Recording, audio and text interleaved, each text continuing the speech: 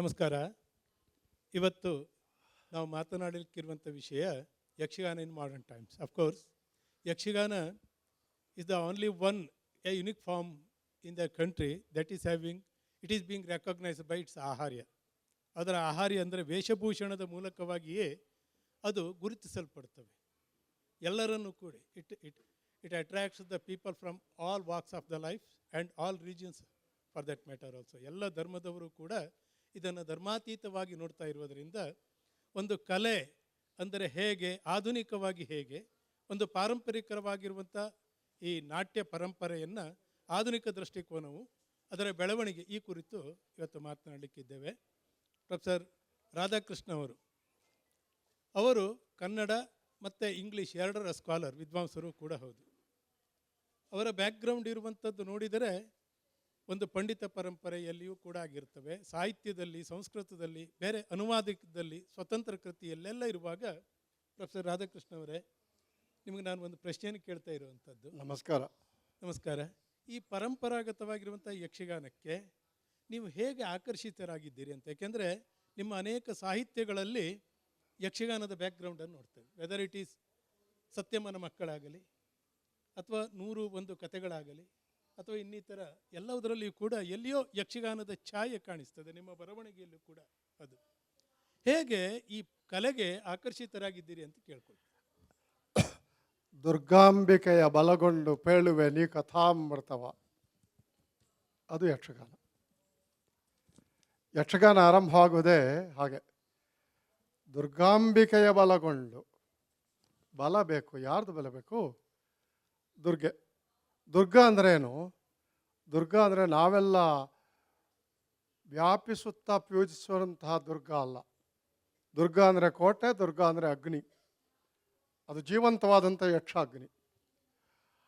ನಮ್ಮೂರು ಮಲೆನಾಡಿನಲ್ಲಿ ಅದು ಯಕ್ಷಗಾನದ ದಟ್ಟವಾದಂಥ ಒಂದು ಜಾಗ.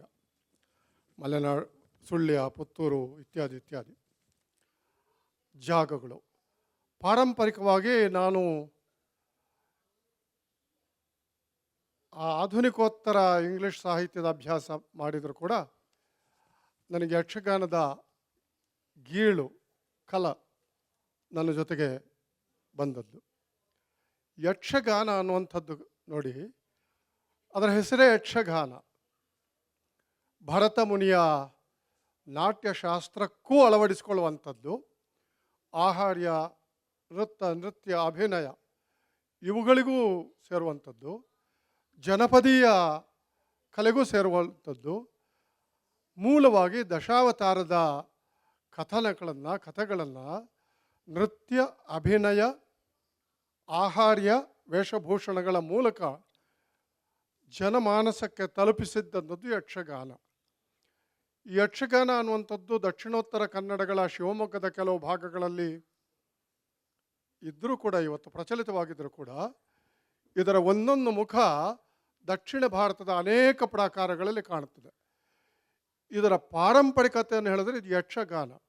ಯಕ್ಷರು, ಕಿನ್ನಡರು, ಕೆಂಪುರುಷರು, ಗಂಧರ್ವರು ಇವರೆಲ್ಲ ಸೂತ ಅಂದರೆ ಹಾಡ್ಕೊಂಡು ಹೇಳುವಂಥ ಜನಪದೀಯ ಸಂತಾನಕ್ಕೆ ಕಥಾನಕಗಳನ್ನು ಹೇಳಿದಂಥ ಒಂದು ಜನಾಂಗ. ಹಾಗೆ ಬಂದದ್ದು ಯಕ್ಷಗಾನ. ನನಗೆ ಬಾಲ್ಯದಲ್ಲೇ ಆಸಕ್ತಿ ಯಕ್ಷಗಾನ. ಯಾಕಂದರೆ ಒಂದು ಕಡೆ ತಿಂಗಳಾನುಗಟ್ಟಲೆ ಮಳೆ ಬರುವಂಥದ್ದು, ನಮ್ಮ ವಿಜಯ್ ಇಲ್ಲೇ ಕೂತಿದ್ದಾರೆ, ಅವರಿಗೆ ಅನುಭವ ಅದು, ವಿಜಯಶಂಕರ್. ತಿಂಗಳಾನುಗಟ್ಟಲೆ ನಮ್ಮ ಚೆಂಡೆಯ ಪೆಟ್ಟಿನ ತ್ರಿವುಡೆ ತಾಳಕ್ಕೆ ತಿತ್ತಿತ್ತೈಗೆ ಸರಿಯಾಗಿ ಮಳೆ ಕೂಡ ಕುಣಿಯುವಾಗ ಮನೆಗಳಲ್ಲಿ ಆ ಮಳೆಗಾಲದಲ್ಲಿ ಯಕ್ಷಗಾನದ ತಾಳಮದ್ದಳೆಗಳು ನಡೆಯುವಂಥದ್ದು.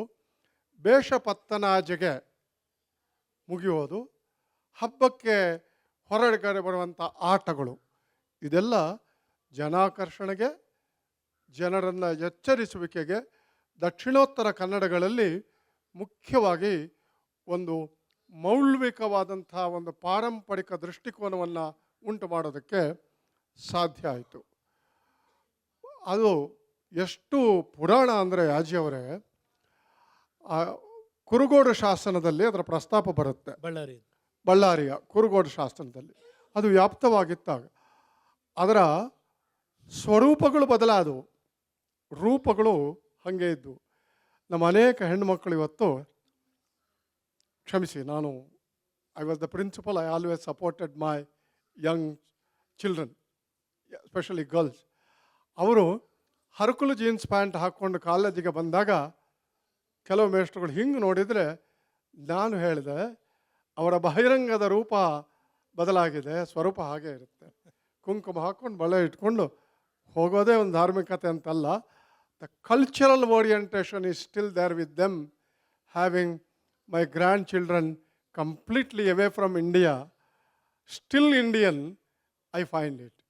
ಸೊ ಯಕ್ಷಗಾನವೂ ಹಾಗೇನೆ. ಟಿ ಎಂ ಕೃಷ್ಣ, ಬಾಲಮುರಳಿ, ಪ್ರವೀಣ್ ಗೋಡ್ಕಿಂಡಿ ಇವರು ಇಲ್ಲದೇ ಇದ್ದರೆ, ಅಥವಾ ನಮ್ಮ ಜಸ್ರಾಜ್ ಇಲ್ಲದೇ ಇರ್ತಾ ಇದ್ದರೆ, ಉಷಾ ಉತ್ತಪ್ ಇಲ್ಲದೇ ಇರ್ತಿದ್ರೆ, ಸಂಗೀತದ ಪರಂಪರೆಯ ವೈಭವ, ಅದರ ಮುಖವಾಡ ಅಲ್ಲ, ಮುಖ ಚೇಂಜ್ ಆಗಿ ಸುಮುಖ ಹಾಗೆ ಉಳಿತಾ ಇರಲಿಲ್ಲ ಅಲ್ವೇ? ಆದ ಕಾರಣ ಯಕ್ಷಗಾನ ಇತ್ತೀಚಿನ ದಿನಗಳಲ್ಲಿ ಆಧುನಿಕತೆಯ ಸ್ಪರ್ಶವನ್ನು ಪಡ್ಕೊಂಡಿದ್ರೆ ಅದನ್ನು ನಾವು ಮೆಚ್ಚಿ ಒಪ್ಪಿ ಸ್ವಾಗತಿಸಬೇಕು. ಸೋದಾಹರಣವಾಗಿ ಮಾತಾಡೋಣ. ಹೌದು, ಹೇಳಿ. ಈಗ ಈ ವಿಚಾರದಲ್ಲಿ ನನಗೂ ಕೂಡ ನನ್ನ ಅನಿಸಿಕೆಯನ್ನು ಹೇಳಬೇಕು ಅಂತೇಳಿ ಅನಿಸ್ತಾ ಇದೆ. ನೀವು ಕೂಡ ನಾರಾಯಣ ಯಾಜಿಯವರು basically a bank, well known bank trainer. He is a trainer, he is a banker, he served Karnataka Bank with distinction. But he has taken up, perhaps, after retirement ಒಂದು ಮಾತಿದೆ, never tired, always never tired, retired ಅಷ್ಟೇ ಅಂತ. ನೀವು ಆ ಪರಂಪರೆಗೆ ಸೇರಿದ ನೀವು ಯಕ್ಷಗಾನವನ್ನು ಅಪ್ಕೊಂಡ್ರಿ.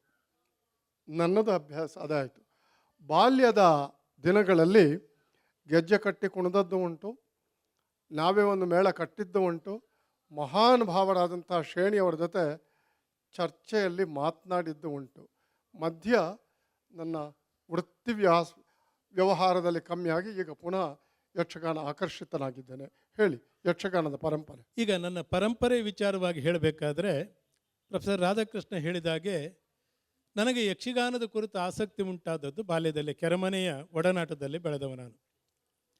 ಹಾಗಾಗಿ ಅಲ್ಲಿ ಏನಾಗಿತ್ತು ಕೇಳಿದ್ರೆ, ಕೇವಲ ಕೆರೆಮನೆ ಅಂತೇಳಲ್ಲ, ಇವತ್ತು ದಕ್ಷಿಣೋತ್ತರ ಕನ್ನಡ ಜಿಲ್ಲೆಯ ಪ್ರತಿಯೊಬ್ಬರಲ್ಲಿಯೂ ಕೂಡ ಆಡುತ್ತಿರುವಂಥ ಮಾತಿನಲ್ಲಿ ಏನಾದರೂ ಉದಾಹರಣೆಯನ್ನು ಕೊಡಬೇಕಾದ್ರೆ ಯಕ್ಷಗಾನದ ಪ್ರಸಂಗದ ಉದಾಹರಣೆಯನ್ನು ಕೊಡ್ತಾರೆ. ಮತ್ತೊಂದು ನನಗೆ ಅದರಲ್ಲಿ ಆಕರ್ಷಿತ ಆದದ್ದು ಅಂತೇಳಿ ಆದರೆ ಅನಾಲಿಸಿಸಿಂಗ್ ಕೆಪಾಸಿಟಿ.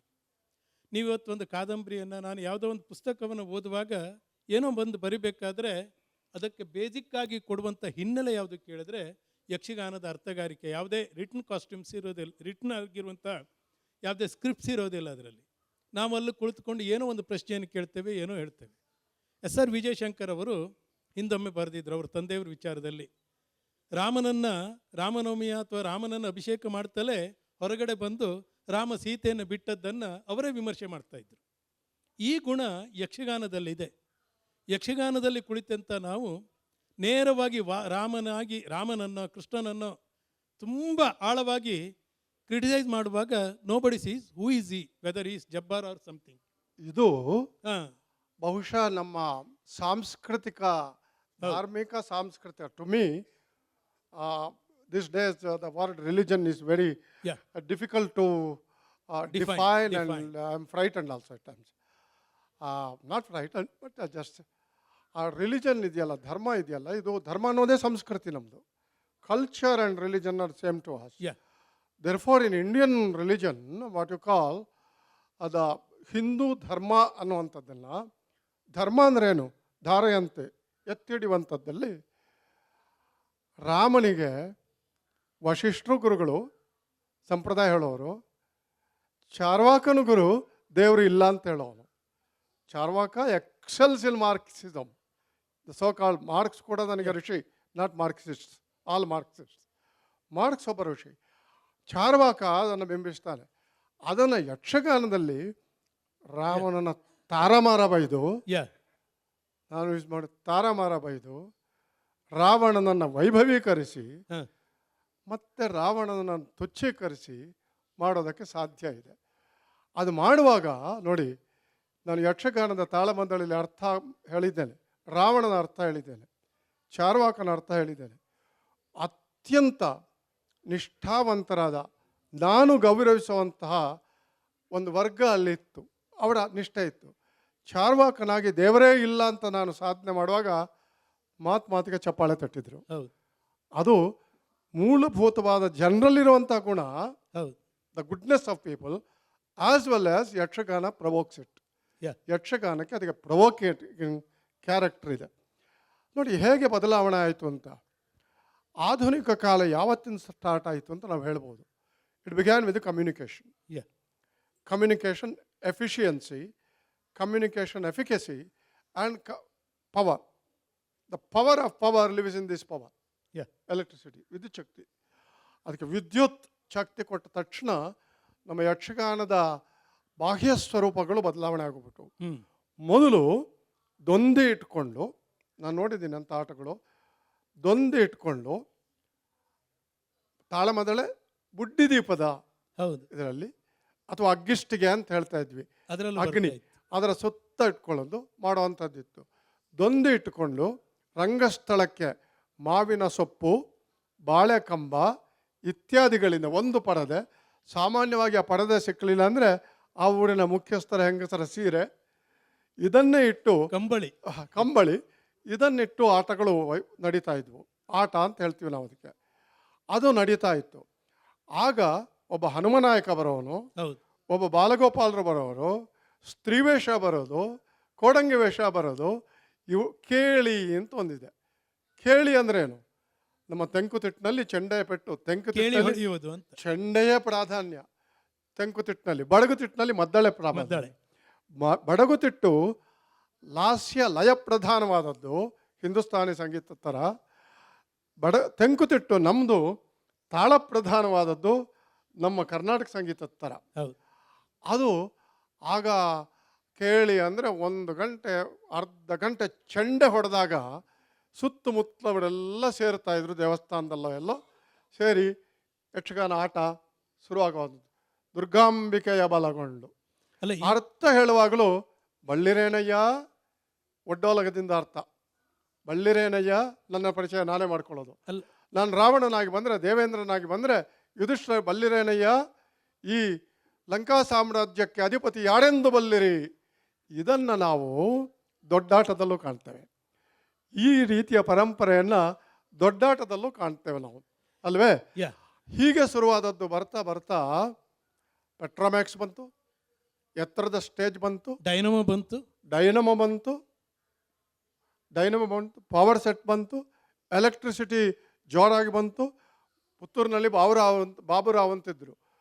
ನಾವು ಇಡೀ ಎಕ್ಸ್ಪೆರಿಮೆಂಟ್ ಮಾಡಿದ್ದು ಇರಾ ಸೋಮನಾಥೇಶ್ವರ ಕುಂಡಾವ್ ಮೇಳ ಅಂತ ಹೇಳ್ತಿದ್ವಿ. ವಿಠಲ್ ಶೆಟ್ರು, ಕೊರಗಪ್ಪ ಶೆಟ್ರು ಅವರ ತಂದೆ. ಅವರೊಂದು ಎಕ್ಸ್ಪೆರಿಮೆಂಟ್ ಮಾಡಿದರೆ, ನಮ್ಮ ಬಡಗನಲ್ಲಿ ಅಮೃತೇಶ್ವರಿ ಮೇಳ ಮಾಡ್ತವೆ. ಅಮೃತೇಶ್ವರಿ ಮೇಳ ಒಂದು ಎಕ್ಸ್ಪೆರಿಮೆಂಟ್ ಶುರು ಆಯಿತು. ಆ ಎಕ್ಸ್ಪೆರಿಮೆಂಟ್ನಲ್ಲಿ ವರ್ಣರಂಜಿತವಾದ ಏನು ಅಡ್ವರ್ಟೈಸ್ಮೆಂಟ್ ಮಾಡೋರಂದರೆ, ಆ ಮೈಕ್ಗಳಲ್ಲಿ ಹೇಳ್ಕೊಂಡು ಹೋಗೋರಾಗ ಜಗಜಗಿಸುವ ಸೀನರಿಗಳಲ್ಲಿ ಕುರಿಯ ವಿಠಲ ಶಾಸ್ತ್ರಿಗಳ ಅಥವಾ ಹಾರಾಡಿ ಗಾಣಿಗರ, ರಾಮ ಗಾಣಿಗರ ನೀವು ಈ ವೇಷವನ್ನು ನೋಡಲು ಮರೆಯದಿರಿ ಅನ್ನೋದನ್ನು ಗದ್ದಲಾಗ್ತಾ ಇತ್ತು. ಆಮೇಲೆ ನ್ಯೂಸ್ ಪೇಪರ್ಗಳಲ್ಲಿ ಅದೊಂದು ಕಾಲಮ್ಗಳೇ ಬರೋಕ್ಕೆ ಶುರು ಆಯಿತು, ಇಂದು ಎಲ್ಲಿ ಆಟ ಅಂತ. ಅದು ಪುಕ್ಸಟ್ಟಾಗಿ ಎಲ್ಲ ಪೇಪರ್ನವರು ಬರಿತಾ ಇದ್ರು. ಹೀಗೆ ಇದರ ಸ್ಥಿತ್ಯಂತರ ಒಂದಂದರೆ ಪೂರ್ವರಂಗದ ವಿಚಾರ ಕಡಿಮೆ ಆಗ್ತಾ ಬಂತು. ಪೂರ್ವರಂಗದ ವಿಚಾರ ಕಡಿಮೆ ಯಾಕೆ ಆಯಿತು ಅಂತ ಹೇಳಿದ್ರೆ, ಅದು ಬೇಕಾಗಲಿಲ್ಲ. ಕಾಲ ಅನ್ನೋದಕ್ಕೆ ಒಂದು ಮಾನ ಇದೆ, ಕಾಲಮಾನ ಅಂತೀವಿ. ವಾಟ್ ಇಸ್ ಕಾಲಮಾನ? ಕಾಲಮಾನ ಅಂದರೆ ಕಾಲಕ್ಕಿರೋ ಮಾನ, ಮೆಷರ್ಮೆಂಟ್. ದ ಕಾಲ as A measurement. Today can I say artificial intelligence is only artificial and therefore I will not touch it? I cannot say that. But I can use my brain. I can realize that artificial has a touch of data mismanagement also could be there. Therefore I should use my brain. ಆದ ಕಾರಣ ಪೂರ್ವ ರಂಗದ ಅವಶ್ಯಕತೆ ಇಲ್ಲ. ಈ ಕಾಲಮಾನ ಏನು? ಈ ಕಾಲದ ಧ್ವನಿ, ತಮಾಷೆಗೆ ಹೇಳ್ತಾ ಇದ್ದೀನಿ, ಹರಿವರಿ ಹಾಟ್ ಕರಿ ಅಂತ. ಹರಿವರಿ ಹಾಟ್ ಕರಿ. ಎಲ್ಲರೂ ಅವಸರದಲ್ಲಿದ್ದೇವೆ ನಾವು. ನಮ್ಮ ಮನಸ್ಸುಗಳು ಈ ಅವಸರಕ್ಕೆ ಟ್ಯೂನ್ ಆಗಿದೆ. ನಮ್ಮ ಮನಸ್ಸುಗಳು ಸಂಗೀತ ಕಚೇರಿ 3.5 ಗಂಟೆ ನಡೀತಾ ಇದ್ದದ್ದು, ಆಲಾಪಗಳೆಲ್ಲ ಎಷ್ಟೋ ಗಂಟೆ ನಡೀತಾ ಇದ್ದದ್ದು ಈಗ 1.5 ಗಂಟೆಗೆ ನಿಂತೋಗ್ಬಿಡ್ತದೆ. ಯಾಕಂದರೆ ನಮ್ಮ ಮನಸ್ಸು ವರಿ ಯಾವುದಕ್ಕೆ? ಅದು ಆಧ್ಯಾತ್ಮಿಕವಾದಂಥ ವರಿ ಅಲ್ಲ, ಕೆಲಸದ ಒತ್ತಡ. ನಮಗೆಲ್ಲ ಒತ್ತಡ ಸ್ವಾಭಾವಿಕವಾಗಿ ತಿಳ್ಕೊಬೇಕು. ನಾವು ಸ್ವಾಭಾವಿಕವಾಗಿ ತಿಳ್ಕೊಳ್ಬೇಕು. ಬೆಂಗಳೂರಿನಲ್ಲಿ ಕಾರ್ ಇರೋರೆಲ್ಲ ಟ್ರಾಫಿಕ್ ಜಾಮ್ ಆಯಿತು ಅಂತ ಹೇಳಿದಾಗೆ, ನಾನು ಕಾರಿದ್ದವನು, ಹೇಗೆ ಟ್ರಾಫಿಕ್ ಜಾಮ್ ಆಯಿತು ಅಂತ ಹೇಳಿ ನಂದು ಅದಕ್ಕೆ ಕಾಂಟ್ರಿಬ್ಯೂಷನ್ ಆಗಿಲ್ವ? ಹಾಗೆ ವರಿ. ಅದಕ್ಕೆ ಹಾಟ್ ಕರಿ ಏನು? ಕ್ವಿಕ್ ಆಗಿ ಸಿಗಬೇಕಾದಂಥ ಒಂದು ಕ್ಯಾಪ್ಸೂಲ್ ಅಲ್ಲ. ಈಗ ಒಂದು ವಿಚಾರ, ಹೇಳಿ. ಯಾಕಂದ್ರೆ ಇಷ್ಟೆಲ್ಲ ಹೇಳಿದಾಗ we have to say something about the Yakshagana. We have to visualise it, because Yakshagana is a traditional art. See, when tradition stands still, it dies. When tradition evolves with dignity, it becomes immortal. ಪರಂಪರೆ ನಿಂತ ನೀರಾಗಕೂಡದು ಅಂತ. ಹಾಗಾದ್ರೆ ಈ ಪರಂಪರೆ ನಿಂತ ನೀರಾಗಕೂಡದು ಅಂತೇಳಿ ಆಗಬೇಕಾದ್ರೆ ಇದನ್ನು ಇಷ್ಟೆಲ್ಲ ವಿಸ್ತಾರವಾಗಿ ಹೇಳುವುದಕ್ಕಿಂತ ಒಂದು ಝಲಕ್ಕನ್ನು ತೋರಿಸಿದರೆ ಭಾರಿ ಚಲ್ಲ, ಒಳ್ಳೆಯದು ಅಂತೇಳಿ ನಮ್ಮ ಭಾಳ ಗೌರವಾನ್ವಿತ ನಾಗೇಶ್ ಹೆಗ್ಡೆ ಅವರು ಬರ್ತಾ ಕೇಳಿದರು, ಯಕ್ಷಗಾನ ಅಂತ ಹೇಳಿದ್ರೆ ಪ್ರಾತ್ಯಕ್ಷಿಕೆ ಇಲ್ಲದೆ ಹೇಗೆ ಮಾಡ್ತಾರೆ? ಅವರು ಹೇಳಿದ ಮೇಲೆ ಆಲೋಚನೆ ಆಯ್ತು. ತಕ್ಷಣ ನಮಗೆ ಅನಿಸ್ತು, ಒಂದು ಪ್ರಾತ್ಯಕ್ಷಿಕೆ ಯಾಕೆ ಕೊಡಬಾರ್ದು? ಪೌರಾಣಿಕ ಮತ್ತು ಟ್ರೆಡಿಷನಲ್ ಆ್ಯಂಡ್ ಮಾಡರ್ನ್. ಅದಕ್ಕಾಗಿ ನೀವು ಹೇಳಿ. ಈಗ ಟ್ರೆಡಿಷನಲ್ ವಿಚಾರದಲ್ಲಿ ಕೃಷ್ಣ ಸಂಧಾನ ಅನ್ನುವಂಥದ್ದು ಒಂದು ತಾಳಮದ್ದಳೆಯಲ್ಲಿ ಅತ್ಯಂತ ಸುಂದರವಾದಂಥ ಒಂದು ವರ್ತಮಾನೀಯವಾದಂಥ ಪ್ರಸಂಗ. ಅದು ವರ್ತಮಾನೀಯವಾದಂಥ ಪ್ರಾಪರ್ಟಿ ರೈಟ್ಸ್, ಹ್ಯೂಮನ್ ರೈಟ್ಸ್, ಸದಾತನ ಅಂತೇಳಿ ಹೇಳ್ಬೋದು. ನಿರಂತರ ನಿರಂತರ ಅಂದ್ರೆ ಸದಾತನ, ಹರಿಯುವ ಗಂಗೆ. ಹೌದು, ಕೊಳಚೆ ಆಗದ ಗಂಗೆ ಇಲ್ಲ. ಹೇಳಿ.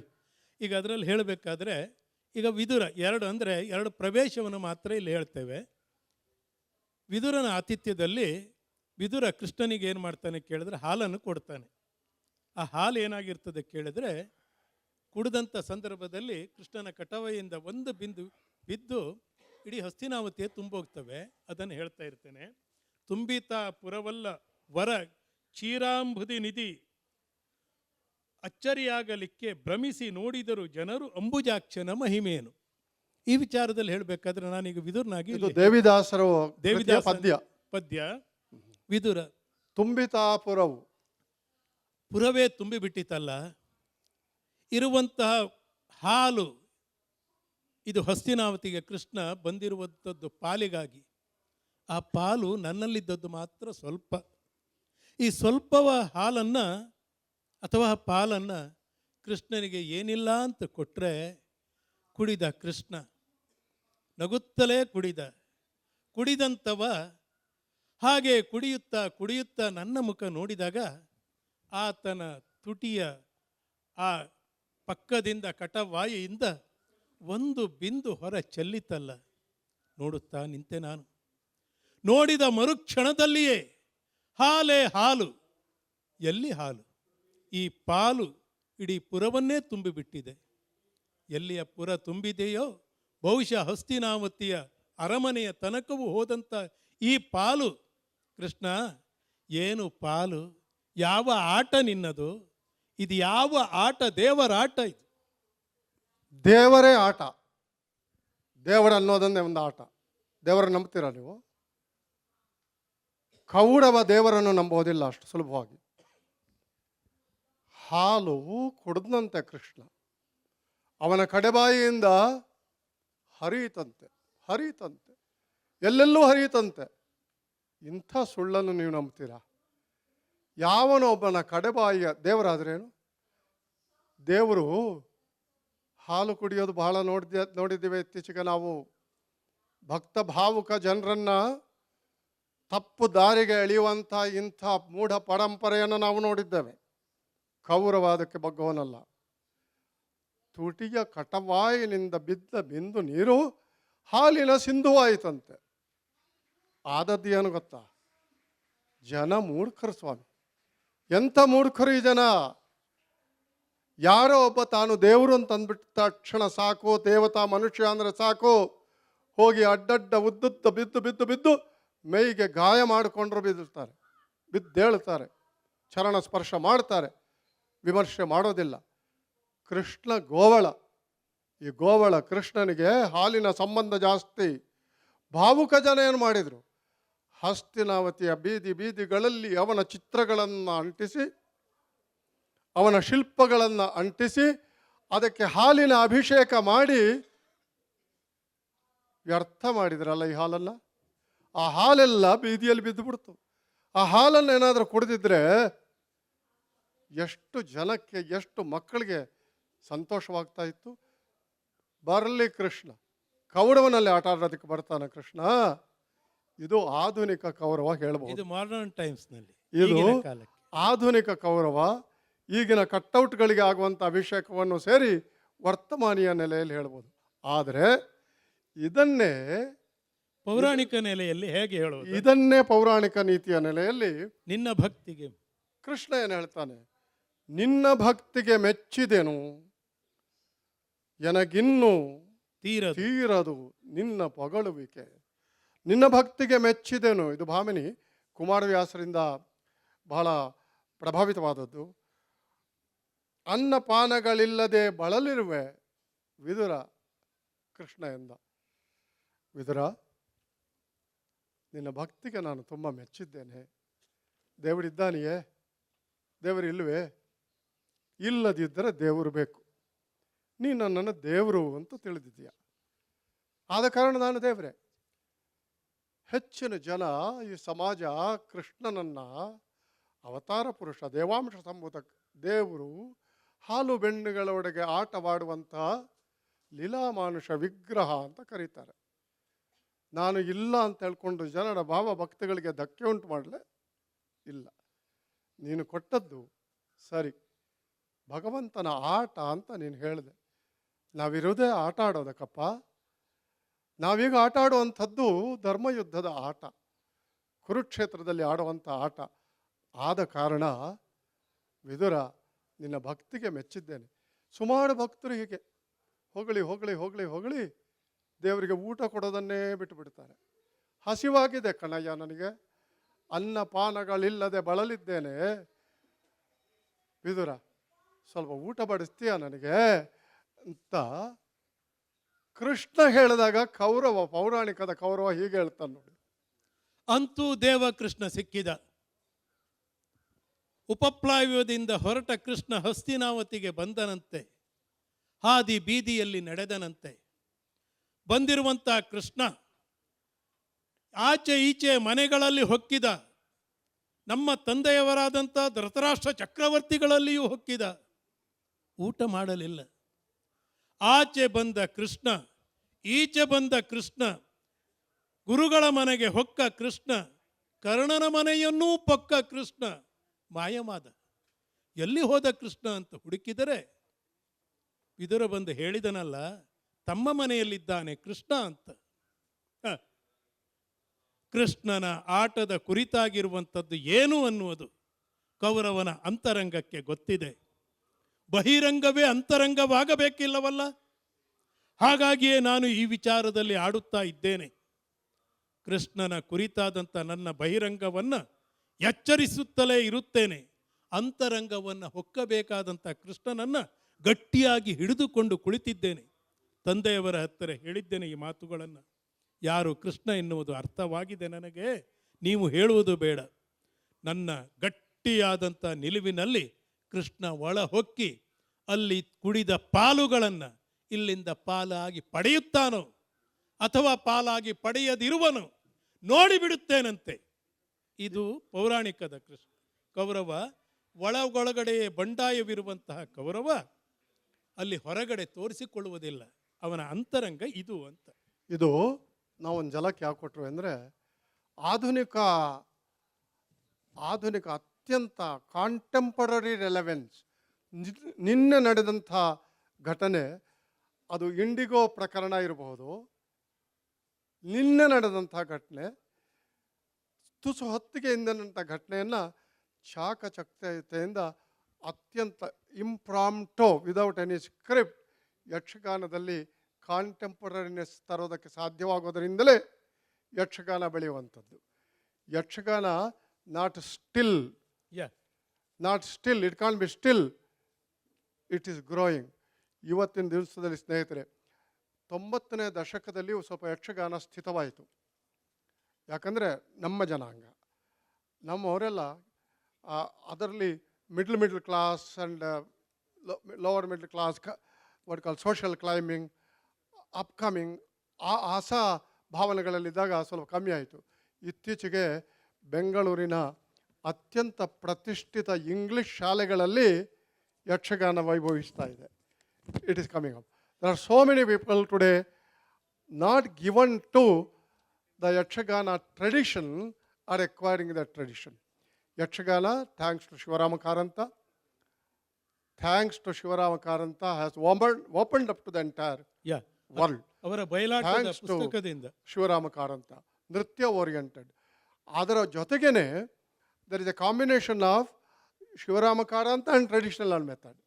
ಒಂದರಲ್ಲಿ ಬರೀ ಆಹಾರ್ಯ ಮತ್ತು ಬರೀ ನೃತ್ಯಾಭಿನಯ ಇದ್ದರೆ, ಭಾಷಾವನ್ನು ಮೀರಿದದಿದ್ದರೆ ಎರಡನ್ನೂ ಒಂದುಗೊಳಿಸಿ ಸಮನ್ವಯಗೊಳಿಸುವಂಥ ಯಕ್ಷಗಾನದ ಕಲೆ ಇದೆಯಲ್ಲ, ಅದು ಸದಾಕಾಲ ನಡೀತಾ ಇರುತ್ತೆ.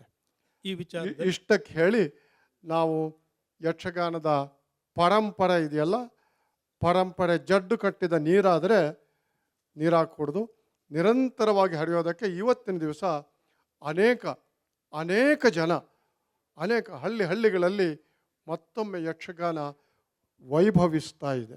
ಹೌದು, ಅದು ನಮ್ಮ ಈ ಮರವಂತೆಯ ನಮ್ಮ ಗುಣವಂತೆಯ ಶಿವಾನಂದ ಹೆಗಡೆ ಅವರ ಅದು ಯುನೆಸ್ಕೋಗೆ ಸೇರಿದಂತಹ ಒಂದು ಅವರ ಪರಂಪರೆ ಅಂತ ಯುನೆಸ್ಕೋಯನ್ನು ಗುರುತಿಸಲ್ಪಟ್ಟದ್ದು. ಇಂಥ ಒಂದು ಅದ್ಭುತವಾದ ಕಲೆಯ ಬಗ್ಗೆ, ಕಲಾ ಪ್ರಕಾರ ಬಗ್ಗೆ ಸಿಕ್ಕಿದಂಥ ಸಮಯದಲ್ಲಿ ಒಂದು ಝಲಕ್ ಕೊಟ್ಟಿದ್ದೇವೆ. ಈಗ ಒಂದು ವಿಚಾರ ಕೊನೆಯದಾಗಿ ಮತ್ತೊಂದು ಹೇಳಬೇಕಂತ ಹೇಳಿದ್ರೆ, ನಮಗಿರೋ ನಿಮಿಷ. ಹೌದು, ಈಗ ಅದರಲ್ಲಿ ಈಗ ಸೋಷಿಯಲ್ ಹಾರ್ಮೋನಿಯನ್ನ, ಆಮೇಲೆ ಜೆಂಡರ್ ಜಸ್ಟಿಸ್ ಅನ್ನ, ಪ್ಯಾಟ್ರಿಯಾಟಿಸಮ್ ಅನ್ನ, ಆಮೇಲೆ ಎನ್ವಿರಾನ್ಮೆಂಟಲ್ ಥೀಮ್ ಅನ್ನ, ಒಂದು ನಿಮಿಷ, ಈ ನಾಲ್ಕನ್ನು ಸೇರಿಸಿ ಶ್ರೇಣಿಯವರು ಬಪ್ಪನಾಡು ಮಹಾತ್ಮೆ ಮಾಡುವಾಗ ಅಲ್ಲಿ ಬಪ್ಪ ಬ್ಯಾರಿಯನ್ನು ಮಾಡಿದಾಗ ಎಲ್ಲ ನಮ್ಮ ಮುಸ್ಲಿಂ ಬಾಂಧವರು ಹೋಗಿ ಅವರಿಗೆ ನಮಸ್ಕಾರ ಮಾಡ್ತಾ ಇದ್ರು. ಆ ಕಲೆ ಸಾಧ್ಯತೆ ಇರುವಂಥದ್ದು ಯಕ್ಷಗಾನಕ್ಕೆ. ಹಾಗಾಗಿ ಆಧುನಿಕವಾಗಿರುವಂಥ ಈ ಹೊತ್ತಿನಲ್ಲಿಯೂ ಕೂಡ ಪಾರಂಪರಿಕ ಕಲೆಯಾಗಿರುವಂಥ ಯಕ್ಷಗಾನ ತನ್ನ ರೆಲೆವೆನ್ಸಿಯನ್ನು ಕಳೆದುಕೊಳ್ಳುವುದಿಲ್ಲ ಅಂತ. ಜೀವಂತ ಕಲೆ, ಯಾಕೆಂದ್ರೆ ಅದಕ್ಕೆ ಮೂಲಭೂತವಾಗಿರೋದು ಏನು ಕೇಳಿದ್ರೆ ಸೃಜನಶೀಲತೆ, ದಟ್ ಕ್ರಿಯೇಟಿವಿಟಿ. ಆ ಕ್ರಿಯೇಟಿವಿಟಿ ಎಲ್ಲಿ ಕೇಳಿದ್ರೆ ಆ ಕಲಾವಿದ ರಂಗಸ್ಥಳದಲ್ಲಿ ಬಂದಾಗ ಆ ಕ್ಷಣದಲ್ಲಿ ಹೊರಗಡೆ ಕಾಣುತ್ತಿರುವಂಥದ್ದನ್ನು ಎಲ್ಲವನ್ನು ಆಸ್ವಾದಿಸಿ ಮತ್ತೊಮ್ಮೆ ತನ್ನ ಇಟ್ ಈಸ್ ಎ ಗಾನ ಕಲೆ. ನಮ್ಮ ನಾವುಡ್ರು, ಕಾಳಿಂಗ ನಾವುಡ್ರಾಗಲಿ ಅಥವಾ ಕಡತೋಕ ಮಂಜುನಾಥ್ರವರಾಗಲಿ ಉಪ್ಪೂರಿಂದನೂ ಹಿಡಿದು ಬಹಳಷ್ಟು ಪ್ರಯೋಗಗಳನ್ನು, ಸಂಗೀತದ ಪ್ರಯೋಗಗಳನ್ನು ಮಾಡಿ ಹೊಸ ರಾಗಗಳನ್ನು ತಂದಿದ್ದಾರೆ. ಸಾಮಾಜಿಕ ಪ್ರಸಂಗಗಳು ನಡೆದರೂ ಉಳಿದದ್ದು ಪೌರಾಣಿಕ ಪ್ರಸಂಗಗಳೇ ಉಳಿದದ್ದು ಉಳಿಯುವಂಥದ್ದು. ಹಳೆಬೇರು ಮತ್ತೆ ಹೊಸ ಚಿಗುರು ಇರುವಂಥದ್ದು ಇವತ್ತಿಗೆ ಯಕ್ಷಗಾನ ಕಲೆಯಲ್ಲಿ ಮಾತ್ರ. ಹಾಗಾಗಿ ಅದಕ್ಕೆ ದಶಾವತಾರ ಅಂತ ವಿಧವಾದಂಥ ಭಾವಗಳನ್ನು, ರಸಗಳನ್ನು ಈ 4 ಅಂಗಗಳಲ್ಲಿ ಕೊಡುವಂತಹ ಯಕ್ಷಗಾನ ಇದು ಯಕ್ಷಗಾನಂ ಗೆಲ್ಗೆ. Thank you Narayan. ನಮಸ್ಕಾರ ರಾಧಾಕೃಷ್ಣ.